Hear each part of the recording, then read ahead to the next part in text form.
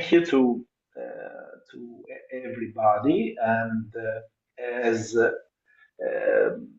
chair of this webinar, I am really delighted to host this workshop featuring Angelo Petroni, that is a philosopher and scholar, and a dear friend with whom I took my first steps up the Centro Einaudi. I I believe we all have much to learn from Angelo insights on artificial intelligence, because we cannot leave the control of a technology that is reshaping the society and probably the history solely to the mathematicians and engineers. Angelo is a philosopher, and he will know how to frame the right arguments for adopting the correct stance toward AI, and that stance will be for sure a liberal one. For about three-quarters of a century, the Centro Einaudi defended the possibility, or indeed the right of individuals to see the world as a place of opportunity. We at the Centro Einaudi, we care deeply about understanding how each of us can benefit from AI, a technology too often associated with theories or theories centered on the control of people by machines. This is a scenario that horrifies us as liberal men. Machines should remain machines, tools to create opportunities, expand our freedom, and allow individuals to gain each in to gain the best path for themselves and for their families. Because we are the protagonists of our lives, and we never delegate them to the state, and we certainly won't delegate them to the artificial intelligence now. Let me make a confession. I am an enthusiast of innovation, and I am an enthusiastic user of AI tools, but I use them while scrutinizing the outcomes, fully aware that I remain responsible for the results. I will never let myself be controlled by anyone, least of all by a machine written in Python. And now, thank you, Angelo, for beginning your presentation. We are grateful to have you with us once again at the Centro Einaudi. Thank you, Angelo. That's now at you. Thank you, Beppe. Well, I start from personal recollections. I'm old enough to allow myself to do this. I will be 69 in a few months. In 1982, I was a young researcher at the Centro Einaudi of Turin. Beppe was not yet there. I came a few years later. And I was still a doctoral PhD in mathematical logic of philosophy science in Louvain, under the supervision of Jean Ladrière, one of the most famous scholars about limitations theories in logic of the 20th century. And then I was writing my PhD thesis, and then I come on a paper by Herbert Simon, Albert H. Simon, Nobel Prize winner for economics, 1978 alone. And then Turing Prize for computer science, and then the most prize for political sciences, psychology, and everything. One of the geniuses of the 20th century. And Albert Simon had written a paper about how you could formalize scientific discovery by artificial intelligence. Remember, artificial intelligence, the name was born in 1955. At that time, artificial was a wonderful term. Today, artificial means you are dead, you are killed, and so on. So that time, this is a part probably why artificial intelligence still people are afraid of. At that time, artificial means good. I mean, the artificial self, your all kind of artificial means the power of human mind. So Albert Simon wrote this paper, and his thesis was that by computer programs of that time, which were just statistical tools. Nothing exists in artificial intelligence, which is not a statistical inference. They can be Bayesian, they can be non-Bayesian, but they are statistical. Full stop. You could reproduce the top of human mind. The top of human mind is discovery of laws in physics. You have a system which you can discover the Newton's law, Galileo's new laws, or Einstein laws. Nothing will be forbidden to this. So if artificial intelligence is good enough to reproduce the past discovery of laws like those of Newton or Einstein or Kepler. Kepler was my hero at the time I worked about that. The first three laws of planetary motions of Kepler, that means that you could reproduce everything. Pattern recognition, recognition of images, all this is just rubbish in regards to discovering laws. What means discovery? In which sense? You put the data there, you put in the system the data that Newton had, or Kepler had, or Cavendish had, or I can stop of even in biology, Krebs cycle.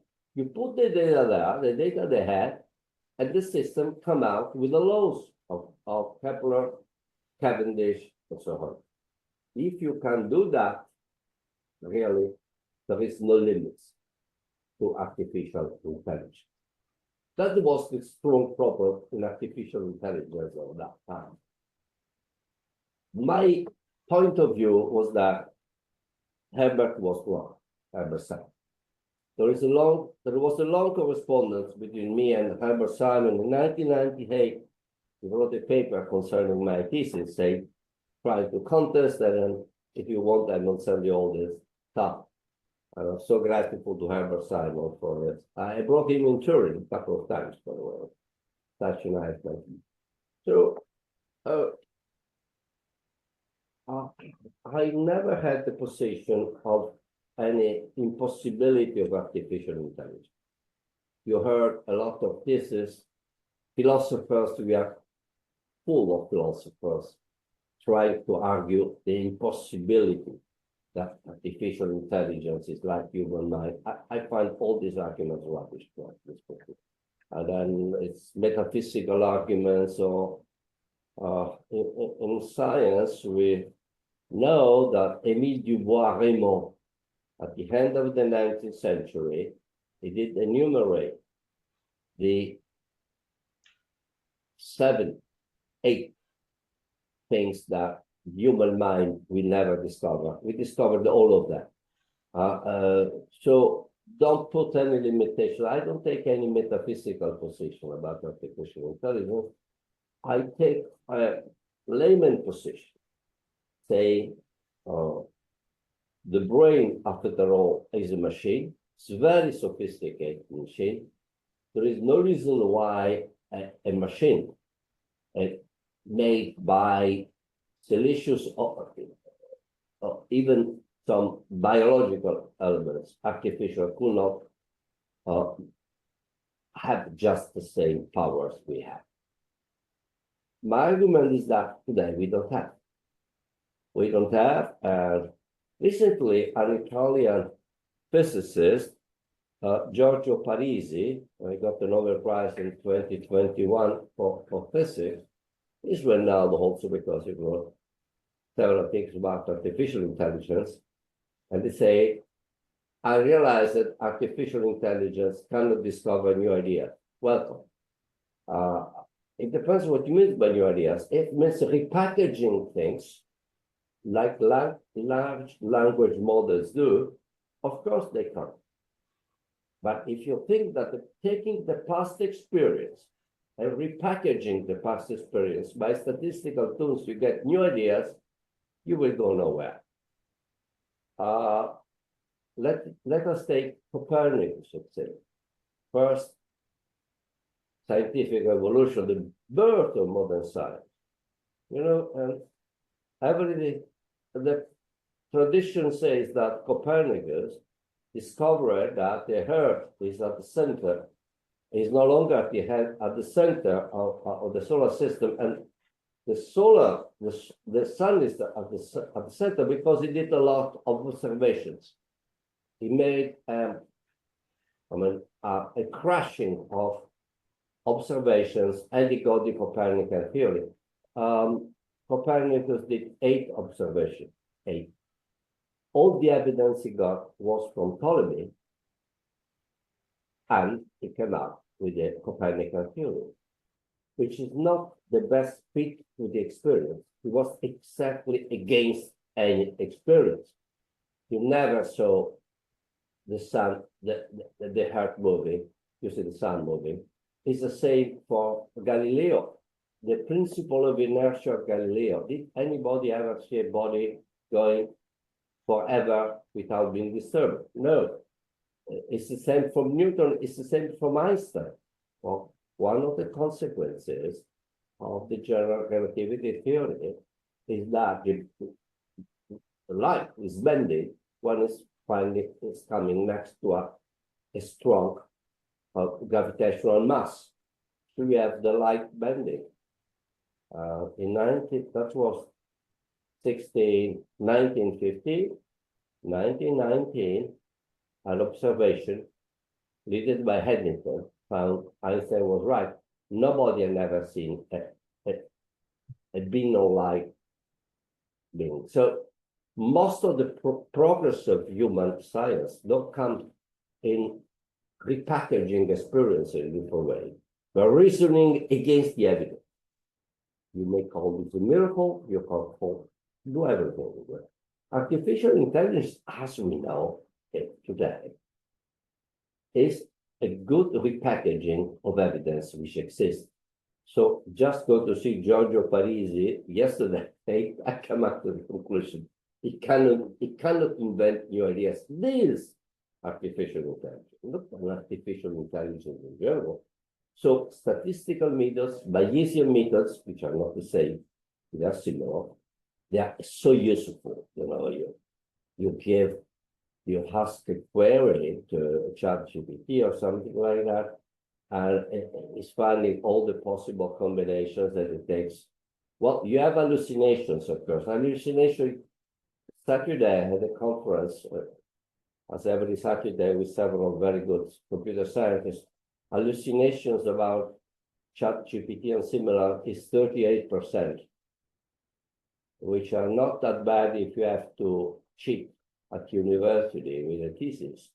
But if you have to read an X-ray and you make 88% of mistakes, even the worst doctor will like that. So, but that will be refined as far as all larger data you have and better statistical treatment you have. So what does liberalism to do with all that? Well, my personal experience, I was at the Centro Einaudi for making a book about Popper. I read the mail. I was working about Dahrendorf, constitutional liberal theory, all this stuff. So in some sense, they could have been two completely different experiences. except that Popper was a very good philosopher of science and reasonably good political philosopher, and somebody like Hayek was extremely interested in philosophy of science, and Hayek wrote in the 30s a wonderful book, The Sensory Order, published in 1952, which is really a masterpiece of psychology on the order, mental order. So, and then you had Polanyi, not Karl Polanyi, the brother, Michael Polanyi, who was Regius Professor of Chemistry in Oxford, and who wrote about philosophy of science and politics, the spontaneous order, and so on. So there is a connection between epistemology and liberalism, of course, no matter.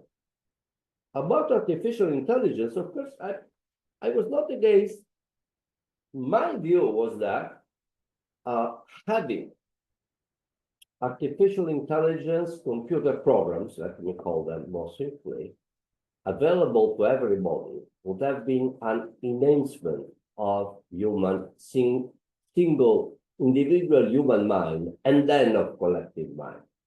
So I didn't see any contrast between having such a possible new powerful instrument and individual mind and then individual liberty. Remember what Popper say, modern liberalism has two roots. One is John Locke, constitutionalist. The second is Galileo. Men can now, then they can be free. The link between knowledge and freedom is one of the roots of modernity. So the more people know, the more they have instruments for exploring the nature, the more they are free. But today, you have what Giuseppe said, Giuseppe Russo before. We are afraid that there is some kind of counter-finality and that we are building a kind of collective mind which is absorbing everything and canceling individual differences, individual's point of view, individual new ideas, because in the statistical methods, the small differences are eliminated. That's the strength of statistics, you know. The strength of statistics and why statistics are good for making money, for taking decision-making in politics and so on, because the statistics eliminates the extremes, it just takes the bulk, the center. And so if the training of new students at university, if the working of scientists in research will be led by artificial intelligence, not like an instrument, but such two large instruments, all minoritarian point of views will be excluded. And we shall have just the mainstream of what Thomas Kuhn would have called a normal science. All science will become a normal science. No more revolutions, no more revolutionary ideas.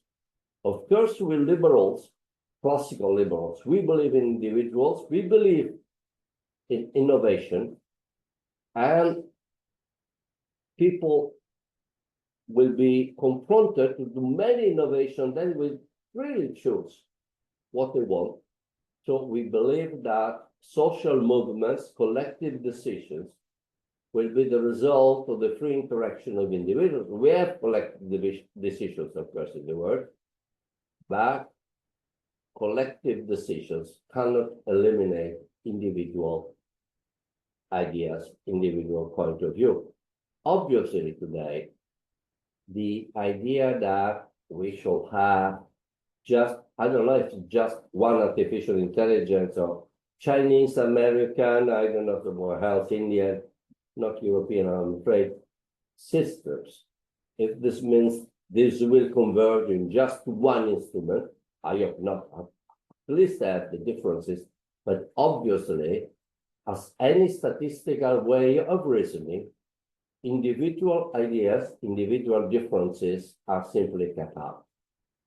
Should I imagine, I stop here, the Revolutionibus Orbium Celestium by Copernicus is 1543.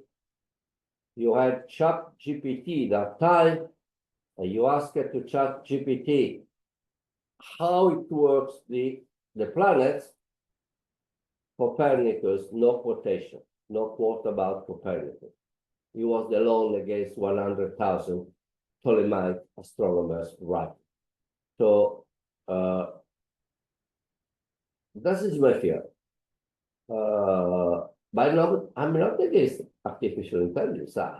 I hope that after a thesis where artificial intelligence is just statistics, then somebody will come to work about the fact that the differences and contrast give more progress than uniformity. Vive la différence. Thank you. That's enough.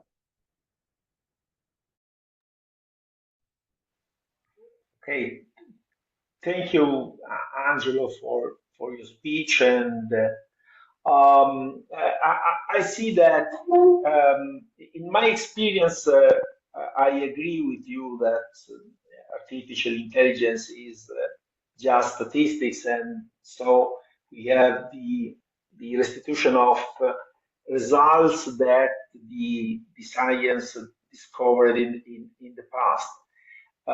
By the way, artificial intelligence is able to code the the languages that machine use to perform operation. And in this case, we are reaching something different. It means that artificial intelligence does not discover something new, but is able to create a new application and move machine that they are not they are able to do choices that in the past were choices of humans and not choices by machines. So the what I see is that there is something like um, a lack of comprehension of this mechanism because this new artificial intelligence should be considered machines that in this sense their actions are not their own but are determined by the owner of the machine and sometimes the people do not understand the difference between a machine that has like human behavior and a human. So this is not probably it's simple for us, but in the public opinion, the behavior of self-governing machine is really a problem that has not a simple solution. Even if uh, the basis, the scientific basis of this is nothing else that statistics and a huge data that they that are used by machine by learning the best practice to use in acting and moving. So I uh, I want to now we I want to um, uh, so so so I wanted the second person for the discussion is I don't know, remember the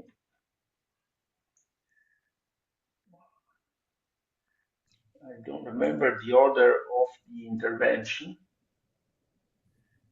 but I'm fine either way. I mean, it's uh, Me too. I don't mind. Federico Federico. Boffa, it's at you. Okay, but Federico Boffa. I'm Okay, please, Federico. Oh, okay. So well, I'll actually be very brief because I think it's very useful to hear different voices. I just wanted to, well, th thank a lot, Beppe for the introduction and Angelo for the great talk, and also Bill and Giorgio to be here. So just few words on the initiative. So we started last year with Beppe Facchetti. There was the idea to try to involve the scientific committee to try to come out with some like sort of position papers by the Centro. And our Centro Einaudi is in an important position, especially this year, given the anniversary of birth of Luigi Einaudi. And so we thought to have sort of a series of seminars, such as the one we are organizing today, that would be the starting point. I mean, we are recording them, and those would be the starting points to sort of come out with some documents on how the scientific committee and the Centro view themes that are central. Pardon me for the for the Centro and Central, but for our life, for democracy, and in particular for what we regard as the important liberal cornerstones. So that's also a bit the origin of this initial talk, and I'm really happy that we have finally made it. We are also trying to have those talks in English to try to be more involving, and perhaps also because it might be interesting that those position papers are in English, maybe because they might, I mean, they might have a better dissemination around the world. And, given that Einaudi was originally from Torino, it's probably a good time to make also Torino a bit more central in this. I don't want to steal more time. I just want to say that artificial intelligence has evolved extremely quickly. And, ChatGPT took 5 days since it was launched to reach 1 million users. And that's really a very short spell of time in comparison to other extremely important platforms. I mean, take Facebook that took 10 months to reach 1 million users. Take Netflix that took 3.5 years to reach 1 million users. And in March 2025, ChatGPT received almost 6 billion visits. So it's an extremely powerful force. It's a general purpose technology. It's affecting several domains. In terms of the sort of, I am originally doing in my research industrial economics and political economics, and it's relevant in both. For industrial economics, the question would be, there are firms, there are corporations owning the major search bots and engines related platforms related to artificial intelligence. Microsoft is related to ChatGPT through OpenAI. Google is related to Gemini. Now X, the former Twitter through Elon Musk, has developed its Grok that is gaining a lot of market share. So that's clearly a central issue in terms of also market power, market dominance. But there is also, I guess, an issue for a proper working of democracy that I am sure our speakers, our panelists might be willing to deal with, because I mean it's clear that if the algorithms are affecting very deeply people's voting behavior around the world. And up to now, there's evidence that Facebook has done a lot, and other social networks have been extremely important in changing voting patterns and affecting election outcomes.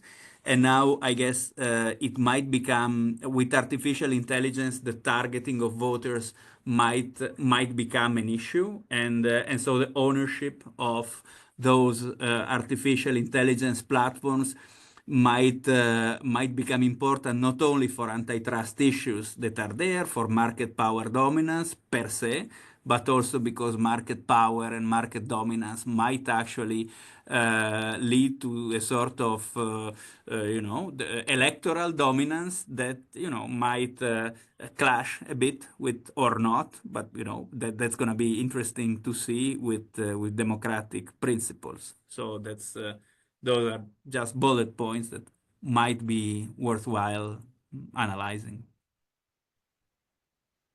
I'm done.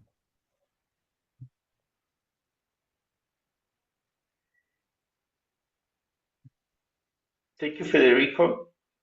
Thank you for your intervention. So I asked to Guillermo or Giorgio Faras if they want to intervene and add to this vision. Well, I'm very happy to say a few words if Giorgio permits. Um, uh, and, um, and thank you very much for inviting me to take part in this discussion. And I thank also Angelo for his marvelous discourse, in particular about putting this in very firmly in a historical framework about the development and of course the development of science. I recognized some very important points that he made in other contexts. I spent my early career as a journalist in Japan in the 1980s, and there was a constant debate between those about whether Japan was or was not an innovator. Did it produce new ideas or not? Or was it just a producer of incremental improvement, of taking ideas that came from elsewhere, like the transistor, and working out how to make small marginal improvements? In the end, I think it's probably true that Japan produced relatively few dramatically new ideas, although of course it has produced many new ideas. But actually, I think, as really Angelo was implying, the difference between these two concepts is not really all that clear. Japan produced, perhaps in its heyday, no new ideas, but it certainly made a lot of money. And certainly achieved an enormous increase in market share in consumer electronics and in the automobile industry through that process. And it may be, and here's the second observation that connects with what both you and Beppe said as well, that a question about artificial intelligence is that way the contribution it's making to us will quite quickly become normal, so normal that we barely notice it. Today, my friend Michael Ignatieff, philosopher of human rights, former Canadian politician, but very much important for founding the Central European University in Budapest with others, wrote an article on his Substack about how he's spent every day talking to Lily, his artificial intelligence discussion partner in learning German.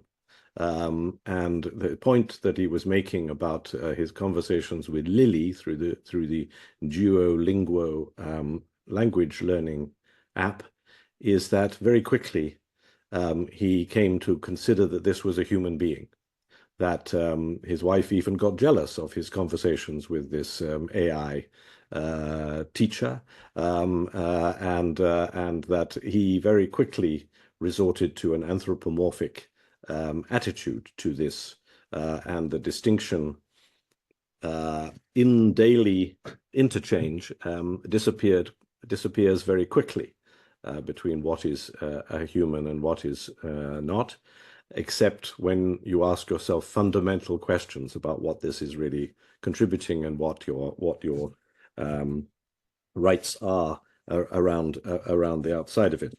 So it is normalizing and indeed part of the issue is, whether we even notice what the contribution of artificial intelligence is. But I thought I would then go on from those general comments to offer what I would think were possible priorities for public policy thinking, which may well fit in with things that the Centro Einaudi is already doing, but also would at least outline what I think would be my priorities in trying to understand the public policy implications for a liberal institution like Centro Einaudi coming from AI. And the first one actually is a slightly paradoxical public policy point, which is that it seems to me that we are in a high period of the Solow paradox, the paradox produced by Robert Solow, Nobel Prize-winning economist, way back in the 1980s, about the fact that he could see the computer revolution everywhere except in the productivity statistics. And I think we will very quickly start to notice that we see the AI revolution very strongly in the financial markets. We see it very strongly in papers about concern and science fiction, if you like, coming true in fears. But where are we seeing it in the productivity statistics? And I think that an important public policy question is, what are the obstacles to the dissemination and the use of AI? What are the obstacles to measuring its actual impact? What actually is it contributing beyond, obviously, the direct profits to producers of it to welfare and to economic growth? There's an evaluation question, but also a question of what are the barriers to adoption of AI? Because the question about AI is whether how quickly it moves into something that actually gains us productivity growth. I reached behind me for a copy of my copy of Robert Gordon's great book, The Rise and Fall of American Growth, which many of you will be familiar with, in which his essential observation, and this book was published a few years ago now, let me check when, 2016, so 10 years ago, and his essential view was that current technological innovations were nothing like as important as the ones of the past, that the productivity enhancements coming from information technology were actually much smaller compared with past revolutions, whether the steam engine or the initial the rise of the electric telegraph, or above all electricity and others. And indeed, he starts on his chapter, Innovation, Can the Future Match the Great Inventions of the Past?, with a quote from Peter Thiel, now famous as being a libertarian supporter of Donald Trump and one of Elon Musk's former colleagues. But the quote from Peter Thiel was, "We wanted flying cars, but instead we got 140 characters." In other words, the question it really is going to be, although the advocates of AI definitely want to believe that this is bigger even than the Industrial Revolution, an important question would be, well, is it really?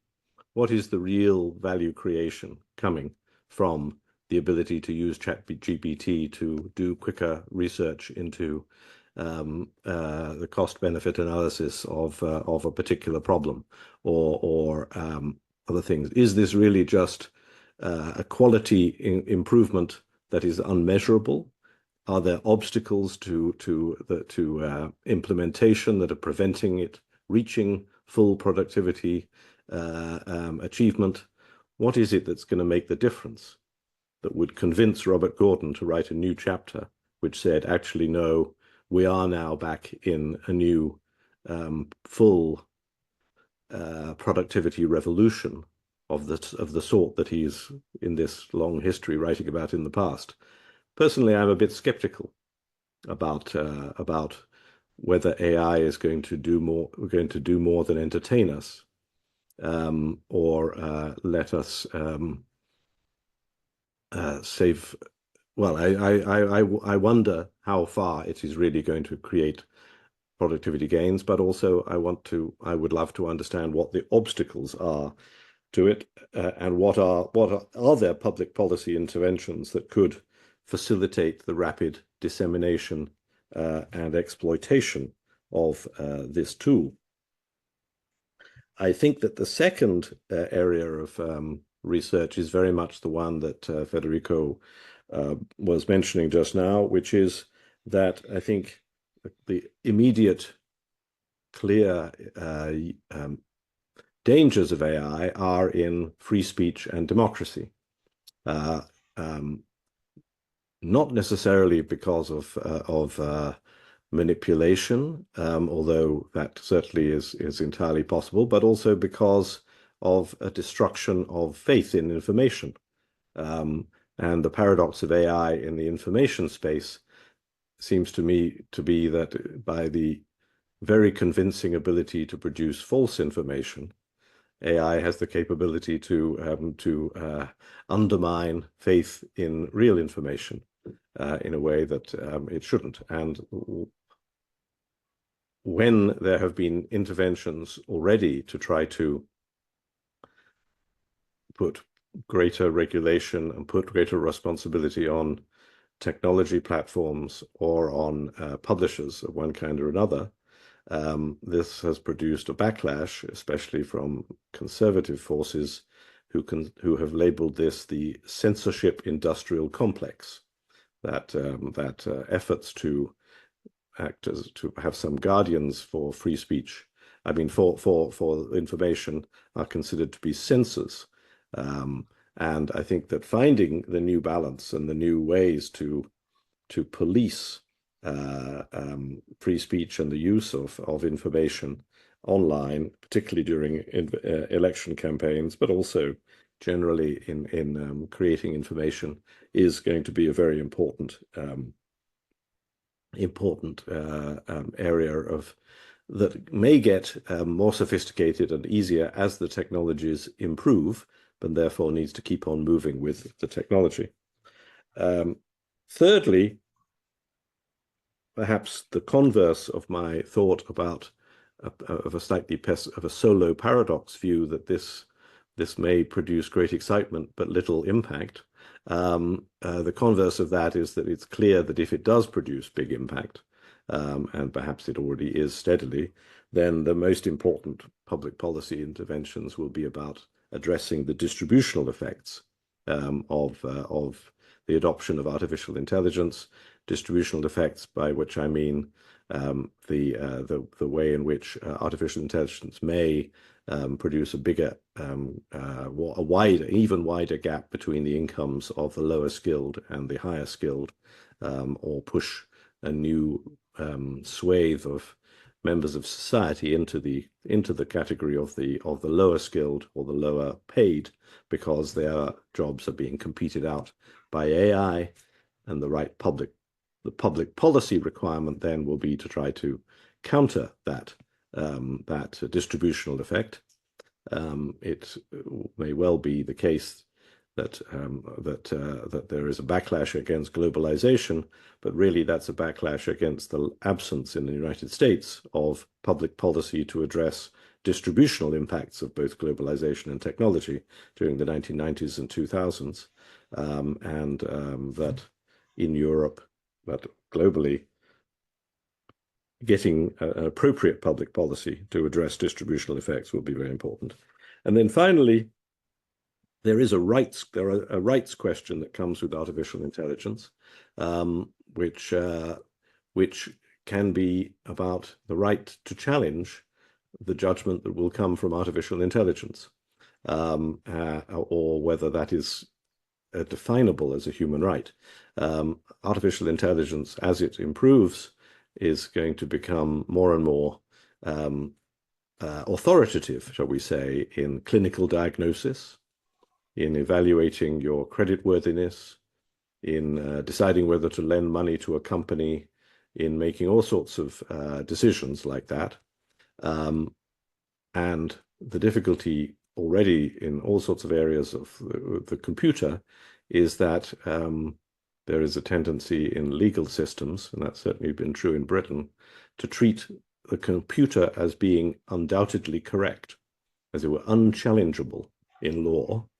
And that has been a big issue in a scandal involving the Post Office of Britain that's been going on now for 20 years, actually, where a Fujitsu computer led to a large number of injustices and legal cases against people running post offices.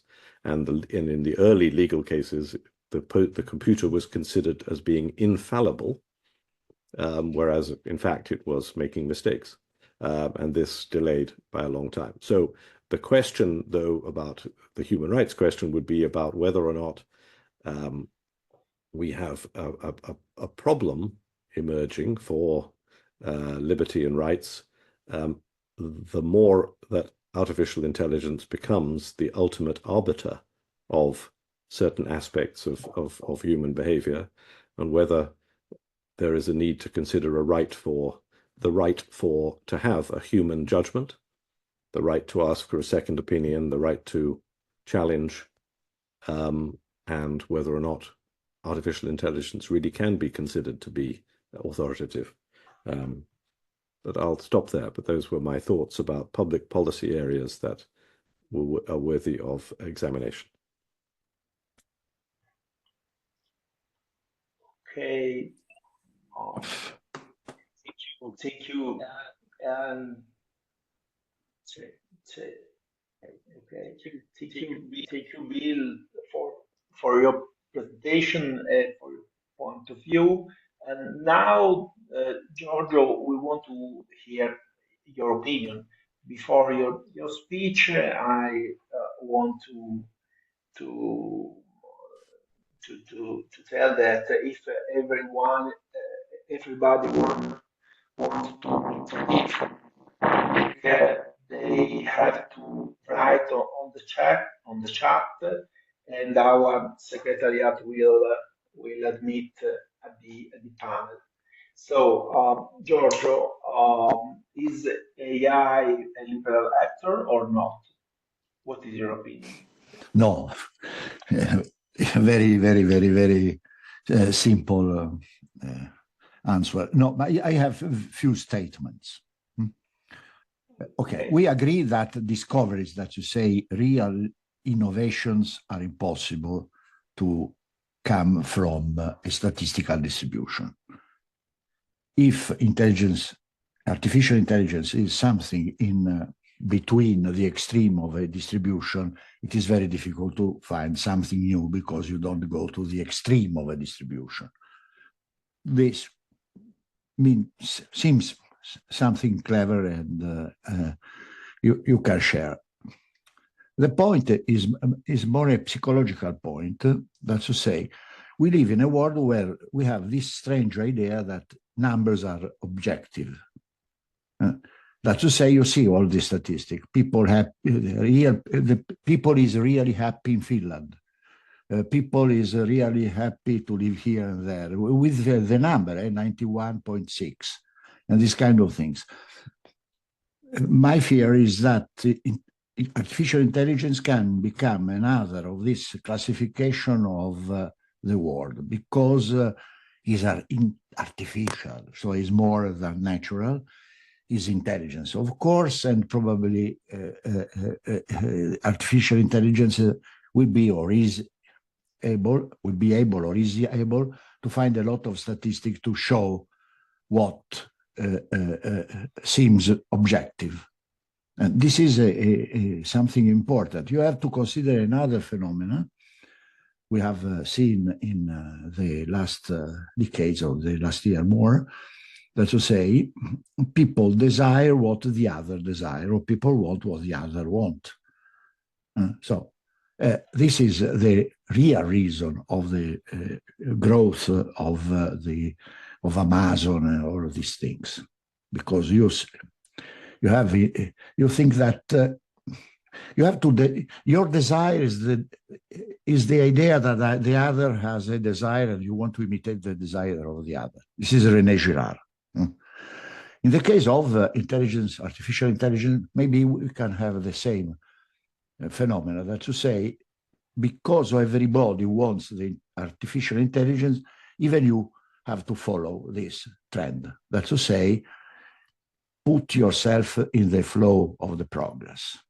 And the artificial intelligence will become something very, very important, very popular. In my opinion, from the point of view of jobs, the artificial intelligence probably will substitute the clerical job, but not the physical job. So in terms of distribution of revenue, probably the impact is in where people is a white collar without any great degree or skill. So the white collar without the great skill will be probably the victim of the intelligence. But in the physical job, no, because the intelligence they cannot drive I don't know, a scooter for your pizza or these kind of things.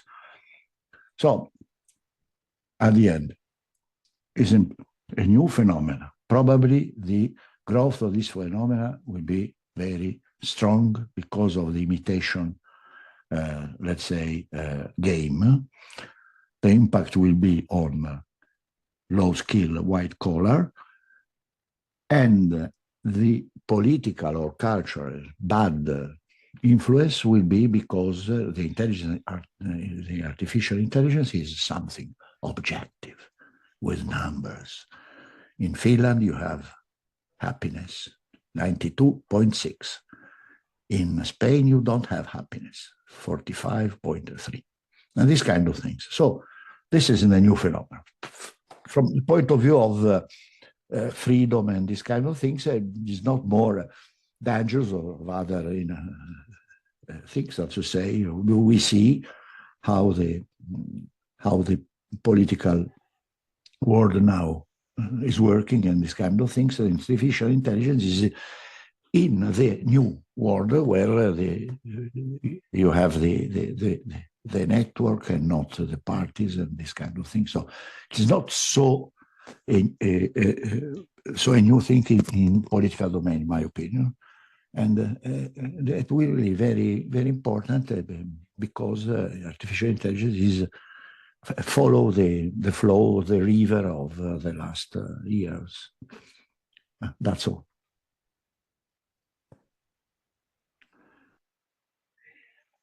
Okay.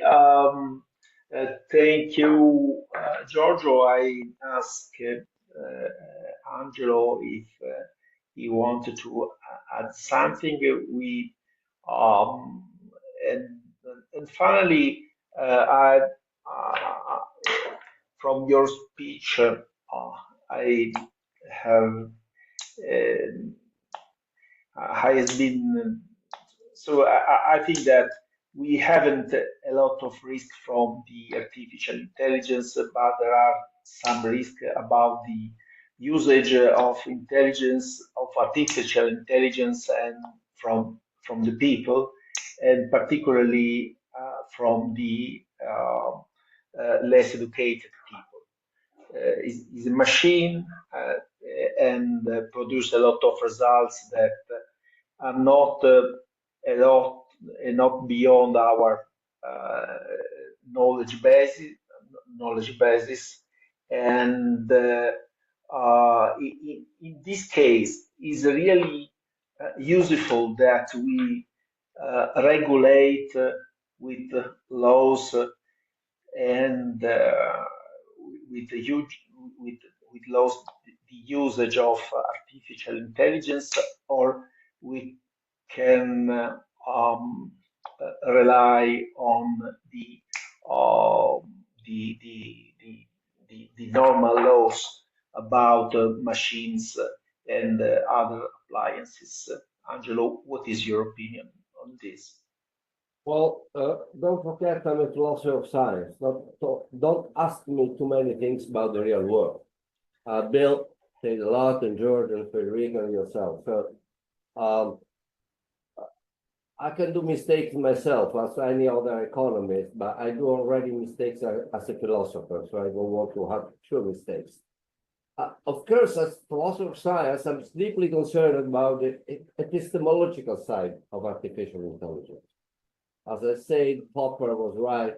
Liberalism is the son or the daughter, both of the constitutionalism, human rights, and of Galileo.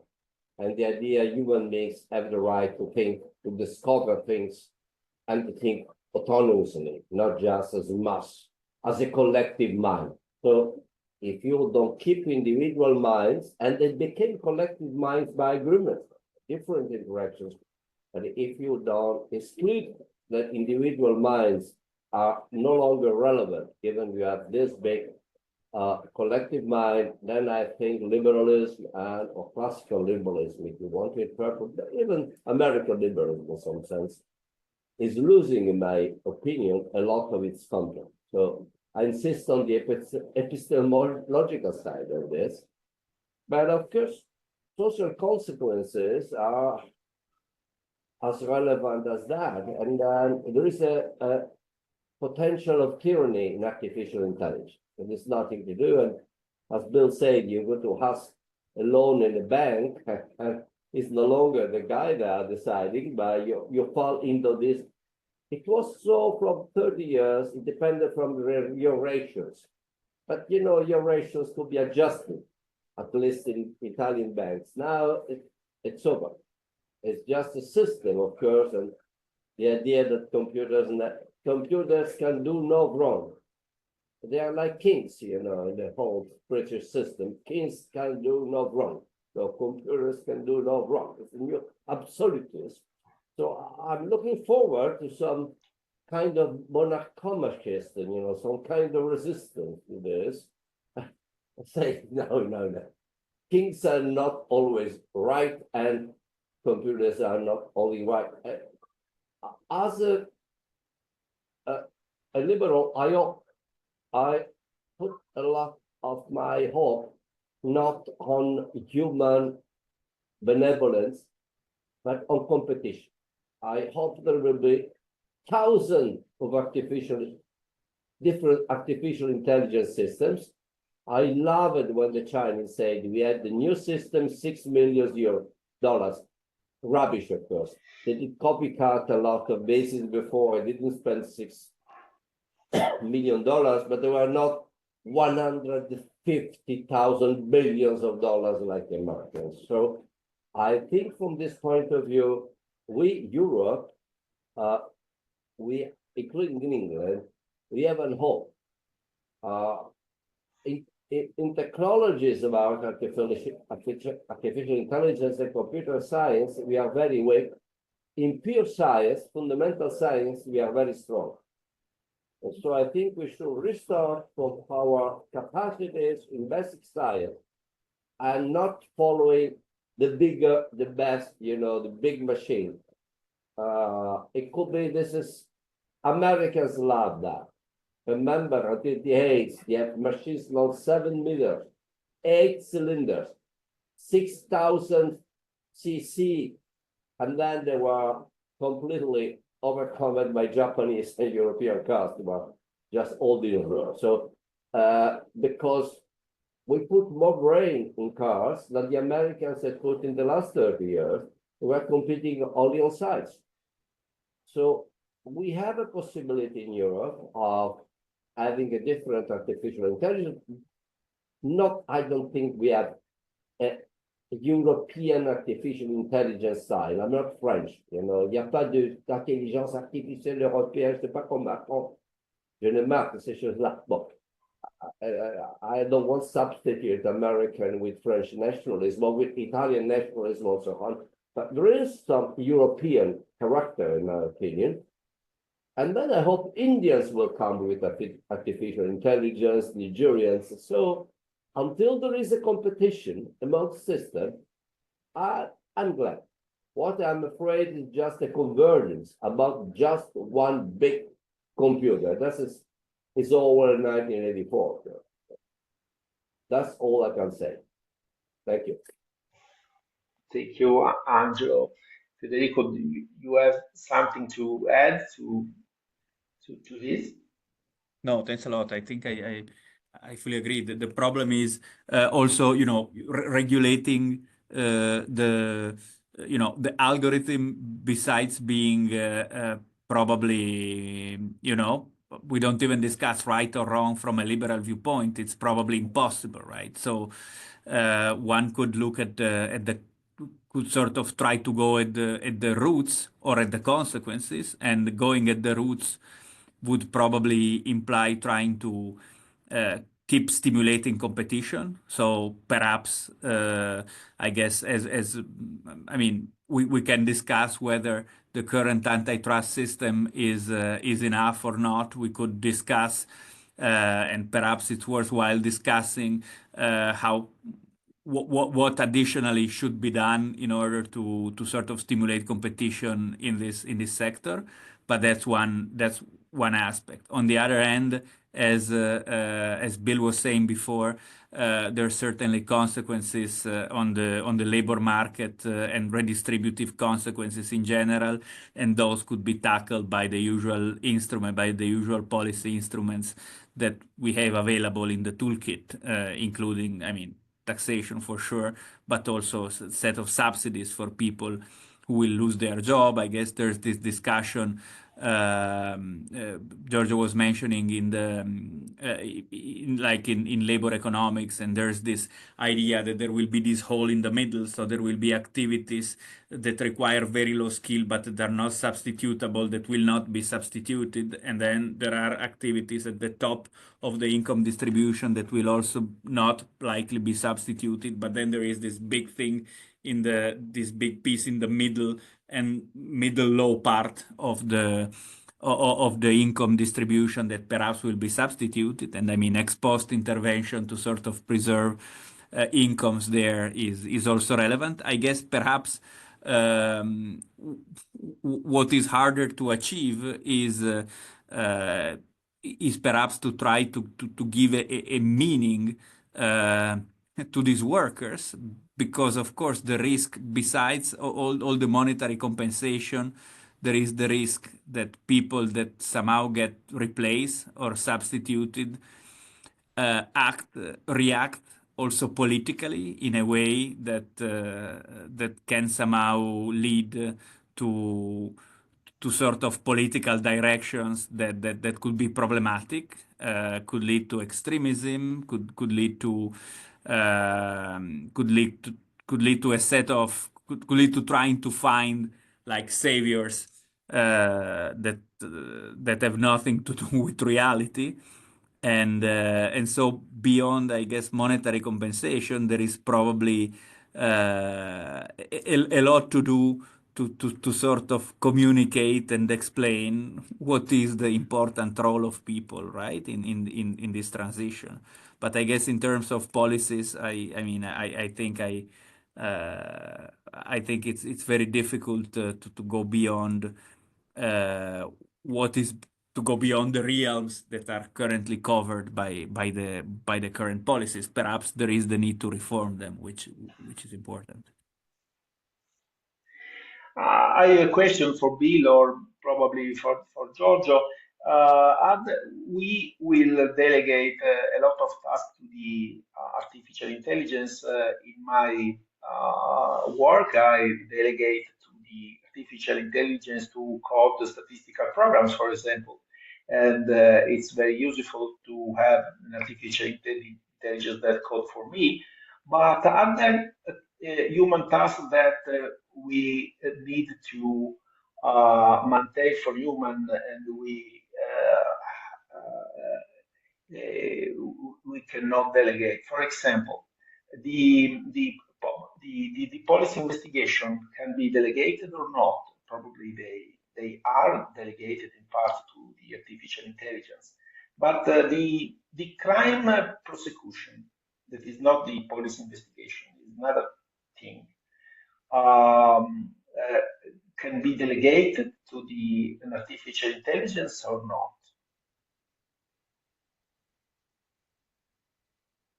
Well, I mean, I suppose, I mean, just coming in, I think this comes to the questions that have been discussed about whether you get a false objectivity, is point one, which is, I think, I like very much Giorgio's point about these the statistical creation of happiness in Finland versus elsewhere. But if you turn, I think we have to say that police investigation and then judicial decisions, while they can be assisted by artificial intelligence, ultimately there is a human judgment about motivation, about psychology, about circumstances, about sharing responsibility. There are many things that cannot be reduced to statistics, and will definitely need to be protected certainly in a judicial system, and ultimately to preserve trust in that judicial system, because I think the ultimate notion of a judicial system is that this is a judgment of humans by humans, and if it became a judgment of humans by machines, then I think you would quite quickly get into a dystopia and probably a revolutionary situation. But I suppose the second point I make is that many of these questions are in a way just enhanced or accelerated by AI. They're not really new problems. If we think that we need politicians, which I think we do because of democracy and alternation of power and avoidance of corruption, then what we need them for is to make choices that simply policy research cannot make, because they are choices that are being made on the basis of preferences, of human preferences, and the future stability of society and citizens. And I think they cannot be reduced to statistics. So unfortunately, we will need politicians more. Giorgio, you have something to add? Yes, very hard question, as to say. Imagine you have to decide if the labor market, the better for the labor market it is better to have a very rigid organization or a very free organization. Rigidity against freedom, totally rigid, half rigid, half rigid. This kind of decision is a trade-off, okay? So you ask the artificial intelligence, please tell me which is the best labor market. The artificial intelligence can find a lot of theories on both, but the theory only economically, but because this is a decision mainly politically, because you must have the consensus. So a very rigid is more consensual, less rigid is less consensual, and blah, blah, blah, blah. So you can imagine how difficult it is to take a final decision, which is quite impossible to have even if you are human. You can imagine yourself as an artificial intelligence. So this is my idea. When you arrive you are obliged to make a decision based on trade-off, the artificial intelligence show to you that the artificial intelligence is not sufficient. That's all.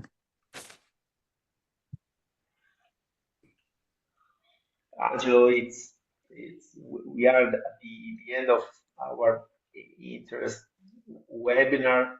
You have something to add for us and for the attendee? No, thank you. I have nothing else to add. I will learn a lot. And I think this is a very challenging issue. Thinking about liberalism in the world of artificial intelligence is a research program in some sense, which should be defined from the point of view of any of us, depending from points of view, competences, the economy, social issues, political issues, scientific issues and epistemological issues. I make some distinction between epistemological issues and scientific issues about the basic principles of human knowledge, of human mind. And liberalism was born, of course, before the Industrial Revolution. It crossed, you have 17th century liberalism, of course, and you have John Locke, you have other people, Thomas Hobbes in Europe, and then you have 18th century liberalism, modernization of the economy, not really modern economy. Then you have the 19th century. 19th century, this is why 19th century liberalism is British at 90%, because it's where you have the new economy rising. Then you had John Stuart Mill, and that John Stuart Mill, by the way, was a tributary to Tocqueville. His mother was not a nationalistic issue just for Britain. You understand why British liberalism in the 19th century became so relevant and important, because they had to develop the older years of John Locke with the Industrial Revolution. And now we have to continue these ideas with artificial intelligence. Well, it could come out, we realized that we lost, and now we have just this immense machine deciding everything, you know, and crushing individual decisions. So you have Elon Musk, I don't know. And so liberalism is just an ideology of old gentlemen of the 17th century. I don't think so. I don't think so. But it's a challenge we have, in my opinion, to take. Because to each age, you know, like you have in Yemen, there's section. To each time it's art, to each art it's style. I think that's is the case now we are facing. The new Pope with Augustinian, you know, I'm not Catholic, not believer, but Augustinians are the less evil amongst all priests, in my opinion. They are more individualistic, perhaps, and more they're more ready to recognize the right of reason, not just subordination of reason. And in his first speech he did, and here I called myself Leo the 14th, because as Leo the 13th had to face the first industrial revolution, I have to face the church, the second industrial revolution, and artificial intelligence. Beware, Catholic Church is over there. I think we should be over there. Thank you. I'll talk too much. Thank you, Angelo. Thank you to everybody. And I thank, in the name of Centro Einaudi, everyone for their contribution. And hopefully we will return to this topic with webinar or probably with other instruments. For example, we can plan a number or an issue of Biblioteca della Libertà that is our review. Thank you for the people that attended this webinar, and it was very interesting, and I hope that I am also happy that my non-philosophical thinking about artificial intelligence is in the line of Angelo of Angelo thinking, and so I am very happy for this. Thank you, Angelo, for this precious time, and thank you to Bill Emmott, Giorgio Alfaras, and Federico Boffa, and we hope to see together in the near future. Thank you to everybody.